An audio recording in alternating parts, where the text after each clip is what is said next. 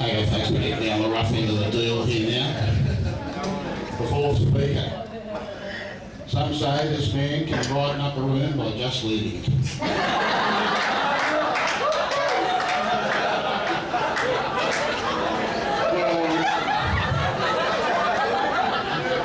Well, that may be true.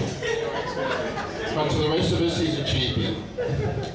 This man, would you believe, has such a deep love for the sport of boxing that he wanted tonight to get up and talk about how marriage is like a boxing match.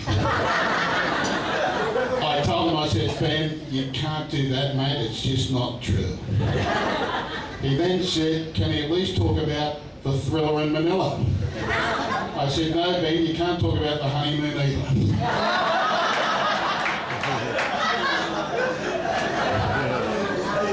Ladies and gentlemen, the best man, Mr. Ben Schaefer.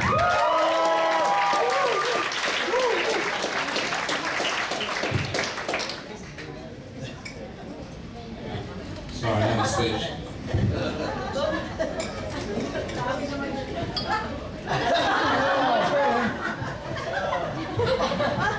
Can you read?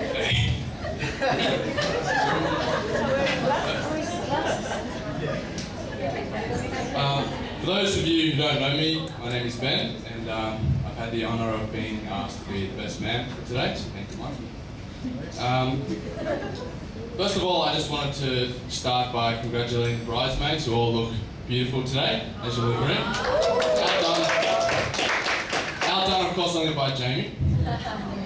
To the groomsmen, I think it was a hard task, but we shaped up pretty good. And of course, to Mikey, at least he turned up, I guess. I haven't been best man at a wedding before, so I wasn't sure how long I was meant to talk for, but I did a little bit of research, and the norm seemed to be it's about the same time it's going to take Mikey to consummate the marriage later tonight. So, on that note, I've gone way over time, so thanks.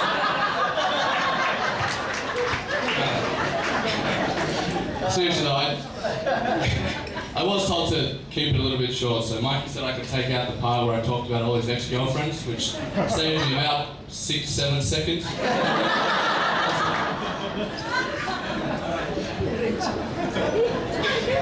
So, when I was writing the speech, I wanted to make sure that my opinion of Mikey was the same as everyone else's. So I asked around and I got a few opinions, and words like, friendly, kind, happy, smart. It just didn't seem to come up very often.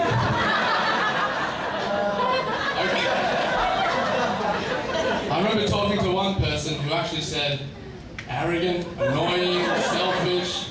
By the way, Jamie, thanks for helping me write my speech. No. But of course, Jamie wouldn't say those things about Mikey. It was your parents. So. Thanks, John. Thank you. But I've known Mikey for quite a long time, and I remember back at school before I met Jamie, we had a bunch of different techniques that we used to use to try to meet new girls. It wasn't until we stopped using these techniques that we actually met any girls. So, all the single guys in the room, I thought I'd go over a couple of them just to make sure, these are things not to do. Firstly, do not go to Castle Towers or any other major shopping centre wearing a basketball singlet down to your knees, wearing a chain that came off your dog, the choker chains, the metal choker chains, and with your headphones around your neck, but playing loud enough for everyone around you to hear it. It's not very attractive. I remember Mikey even once brought a basketball along. And then we realised we're at a shopping centre. What are we going to do with a basketball, Mikey? Another tip, if one of your mates' parents goes overseas or goes away and they decide to have a party, don't convince him to let your new band play at this party. Just, thinking that all the girls will want to talk to the band, especially if you don't actually own any of the sound equipment, like the microphones, the speakers and things. After convincing every single music shop in Sydney, after talking to every single music shop in Sydney and finally finding one dumb enough to lend us this equipment on the promise we wouldn't get it stolen, all of it, of course, was stolen. And you're going to spend the rest of the night trying trying to find the equipment and you won't meet any girls. I said, that really did happen. I wasn't making up. And the last tip is actually for the girls. If you find yourself at an older man's house, hanging out with his older friends, and you see a good-looking, maybe a little bit short Filipino guy that you're interested in, and you want to try to impress him, just make sure you lie about your age. As you can see, it works out great. You knew about that, right? No, did you know about that? Okay, sorry.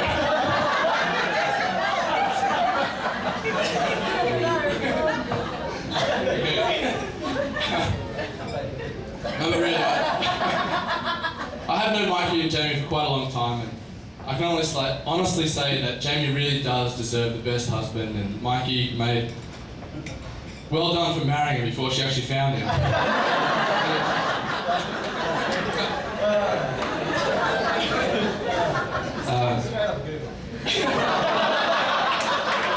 Hey, come on.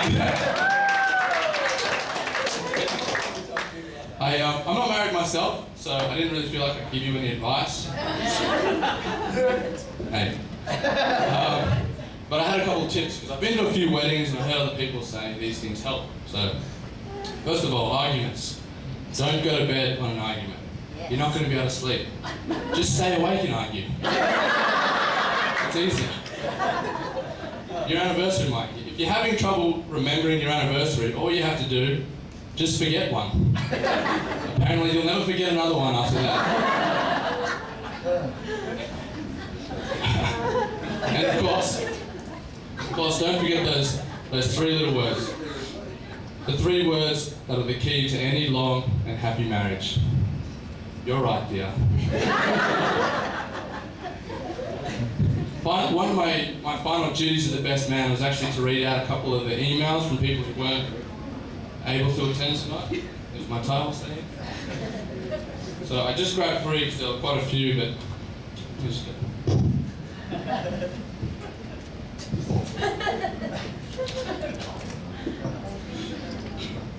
So, the first one is to Jamie. Dear Jamie, now that you're married, don't give up your girlhood all at once. You should continue to take your weekly pocket money from your father like nothing ever happened. Seriously, we need the money. From Mikey.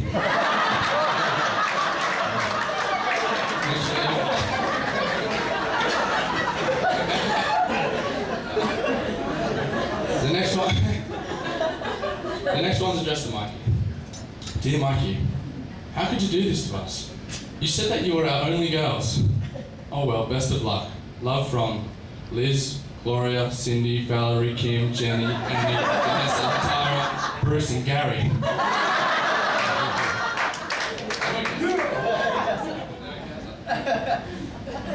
And then the last one is addressed to Jamie again. And it's actually from Mikey's old baseball team, the Greenway Giants, which I think, Chris, Greenway Giants. Thanks for the email. Dear Jamie, we found Mikey to be pretty much useless in every position.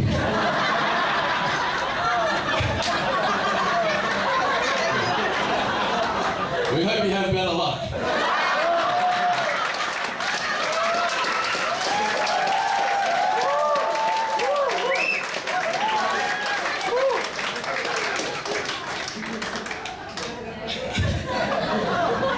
Thanks, Chris. Seriously though, Mikey, I know we don't share the same parents or anything, but you're pretty much a brother to me, so congratulations, and obviously I wish you nothing but happiness and the best. And to Jamie, I just wanted to say thank you. Thank you for making my best mate the happiest guy he could ever be. So, from a guy who would drink pretty much anything, I want to propose a toast. Marriage isn't about finding someone that you can live with. It's about finding that person that you can't live without. So to Mikey and Jamie, congratulations on finding each other.